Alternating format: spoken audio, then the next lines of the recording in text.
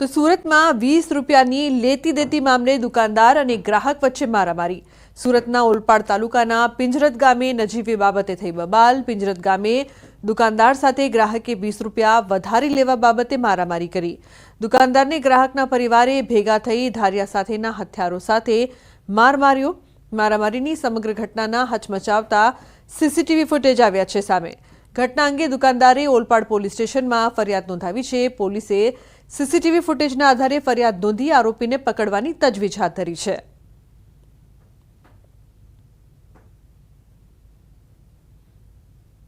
તો અમરેલી જિલ્લામાં 4 વર્ષીય બાળકી પર દુષ્કર્મની ઘટના સામે આવી છે।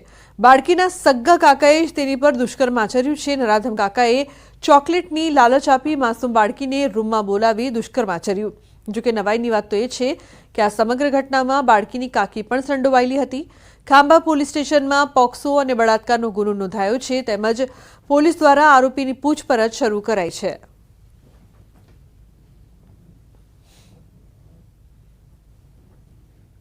अन्य समाचार वलसाडथी। वलसाडना कपराड़ामां पुत्रए करी मातानी हत्या। कपराड़ाना चावशाळामां पुत्रए सावकी माताने दातरडું मारीने मौतने घाट उतार्या। सामान्य बोलाचालीमां कपातर पुत्रए सावकी मातानी हत्या करी मौत निपजाव्યું।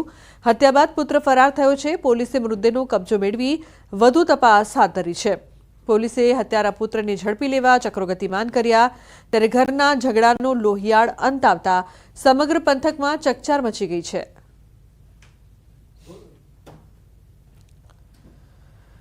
તો નવસારીના ગણદેવીના દેવસરના આગકાંડમાં મોતનો આંકડો 4 પર પહોંચ્યો છે। દેવસર ગામે જયપુર ગોલ્ડન ટ્રાન્સપોર્ટના ગોડાઉનમાં આગની ઘટનામાં વધુ એક શ્રમિકનું મોત નિપજતા ચકચાર મચી। આગમાં ગંભીર રીતે દાઝેલા અને વલસાડ સિવિલ હોસ્પિટલમાં સારવાર લઈ રહેલા 50 વર્ષીય હેમંત શંકરરાવ જાંબેરકરનું સારવાર દરમિયાન મોત થયું છે। અગાઉ ગોડાઉન મેનેજર, મજૂર અને બચાવવા આવેલ યુવાન મળીને 3ના મોત થયા હતા।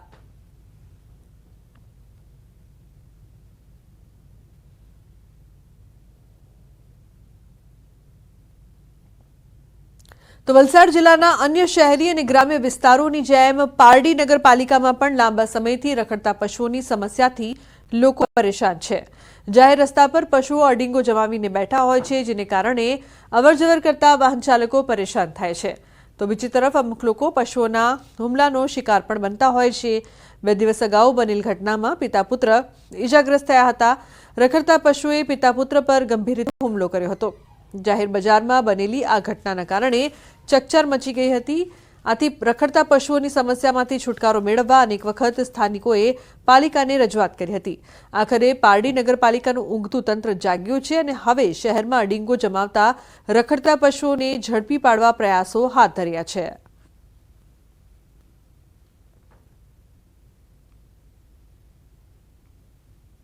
તો અમદાવાદના ગુજરાત યુનિવર્સિટી ખાતે ભારત ફૂલ ફેસ્ટિવલનું આયોજન કરવામાં આવ્યું।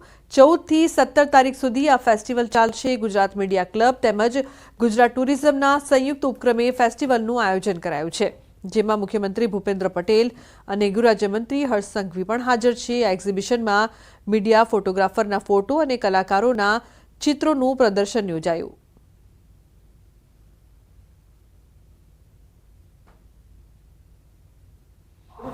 विरासत है, अपनी संस्कृति है, अपना संस्कार है।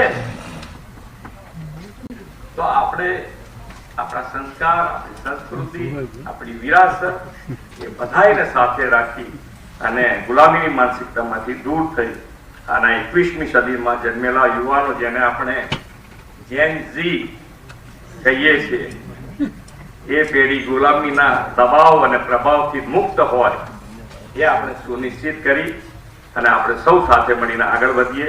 એના ઇતિહાસને, એની સંસ્કૃતિને રક્ષણ કરનાર અને ભવિષ્યનું ગુજરાતને બનાવનાર સૌ યુવા સાથી, એવા સૌ વિચાર શૈલીવાળા લોકોનો આ એક સંગમ છે અને આ એક પ્રયાસ, એ એક ઉત્તમ પ્રયાસ છે અને આવા જ પ્રયાસો થકી આપણે આપણી સંસ્કૃતિની જાળવણી બી કરી શકીએ છીએ અને આપણું ભવિષ્યનું ચિંતન બી સાથે મળીને કરી શકીએ છીએ। આણંદની પાલિકા સંચાલિત ટાઉન હોલમાં હાલ રિનોવેશન અને ફાયર સેફટી અંતર્ગત કામકાજ ચાલી રહ્યું છે, જેના કારણે આણંદનો 40 વર્ષ જૂનો ટાઉન હોલ હાલ બંધ છે। જેના કારણે આણંદ, કરમસદ અને વિદ્યાનગરમાં કાર્યરત શૈક્ષણિક, સામાજિક અને ધાર્મિક સંસ્થાઓ તેમજ અલગ અલગ જ્ઞાતિના લોકોને કાર્યક્રમો માટે મોંઘા ખાનગી હોલ અને પાર્ટી પ્લોટ ભાડે રાખવા પડે છે, જે ખર્ચાળ સાબિત થાય છે। જેથી હોલ જલ્દીથી શરૂ થાય તેવી લોકો માંગ કરી રહ્યા છે। તો આ તરફ એવી પણ ચર્ચા થઈ રહી છે કે આણંદ ટાઉન હોલ આટલા વર્ષો સુધી ફાયર સેફટીની સુવિધા વગર કાર્યરત રહ્યો અને કોઈ દુર્ઘટના નથી સર્જાઈ તે આણંદના શહેરીજનોનું સદભાગ્ય કહેવાય, પરંતુ છેવટે ફાયર સેફટીની સુવિધા માટે આ હોલ થોડા દિવસો માટે બંધ કરાયો છે। 40-50 વર્ષ જૂનો આણંદનો ટાઉન હોલ કુદરતની કૃપાથી અત્યાર સુધી કોઈ પણ એવો બનાવ બન્યો નથી। જો બનાવ બન્યો હોત તો તેની જવાબદારી કોણ લે? અત્યારે આ જે ધાર્મિક ને સામાજિક શૈક્ષણિક જે સંસ્થાઓ છે તે લોકોને નગરપાલિકાનો સસ્તા ભાવનો જે ટાઉન હોલ છોડી અને અન્ય ખાનગી પાર્ટી પ્લોટોની અંદર પોતાના કાર્યક્રમો રાખવા પડે છે। માટે આણંદ નગરપાલિકા પ્રમુખ તથા ચીફ ઓફિસરને અમારી નમ્ર વિનંતી છે કે અદ્યતન ફાયર સુવિધા સાથે જલ્દીથી જલ્દી વહેલી તકે આ ટાઉન હોલને શરૂ કરવામાં આવે। ઇનોવેશનના બહાને અને ફાયર સેફટીની સુવિધાના અભાવે અત્યારે આ હોલને ઘણા સમયથી બંધ કરેલો છે અને કામ ચાલુ છે તેવું બેનર મારેલું છે, પણ કોઈ જગ્યાએ દેખાતું નથી કે કામ ચાલી રહ્યું છે। હવે મારે તંત્રને એટલું જ કહેવું છે કે જે કંઈ પણ સામાજિક, શૈક્ષણિક અને સાંસ્કૃતિક કાર્યક્રમો કરવા હોય તો એમને મોટા ભાવે બીજા અન્ય હોલ કે પાર્ટી પ્લોટ લેવા પડતા હોય છે। આ એટલા માટે નગરપાલિકાએ ટેમ્પરરી ફાયર સુવિધા ઊભી કરી અને લોકોને આ ફરીવાર ઉપયોગમાં લઈ શકાય, લોકોનો લાભ લઈ શકાય એ માટેનું આયોજન કરેલ છે। વધારેમાં વધારે 10 થી 15 દિવસમાં આ કામ પૂર્ણ થઈ જશે અને ટાઉન હોલ શરૂ થઈ જશે। તો અમદાવાદના થલતેજમાં 36 મીટર રોડ પહોળો કરવા બાબતે સ્થાનિકોનો વિરોધ સામે આવ્યો છે। 36 મીટર રોડ પહોળો કરવા મામલે તંત્ર દ્વારા 7 મીટર સુધીના મકાનોને તોડી પાડવાની વાત કરતા રહીશો ચિંતામાં મુકાયા છે। મહત્વનું છે કે થલતેજ વિસ્તારમાં મેટ્રો રેલની નજીક આવેલા 2 ફ્લેટને તોડી પડાયા બાદ આ રોડ 36 મીટર પહોળો કરવામાં આવશે, જેથી ટ્રાફિકની કામગીરીમાં મોટો ફાયદો થશે, પરંતુ કાગળ પરની આ વાતને કારણે રહીશો ચિંતામાં મુકાયા છે, જેને લઈને થલતેજના અભિક્રમ એપાર્ટમેન્ટના લોકોએ અમદાવાદ મહાનગરપાલિકાને એક વાંધા અરજી આપી છે, જેમાં ઉલ્લેખ કર્યો છે કે તેમના મકાન આંશિક નહીં પરંતુ પૂરેપૂરા તોડી પાડવામાં આવે। સ્થાનિકોના કહેવા પ્રમાણે મિલકતોની કપાત કરી માત્ર 7.5 મીટર રોડ પહોળો કરતા કુલ 188 મિલકતને અસર થશે, જેમાં મકાનના બાથરૂમ, ટોયલેટ અને ડ્રોઈંગ રૂમ કપાઈ જશે।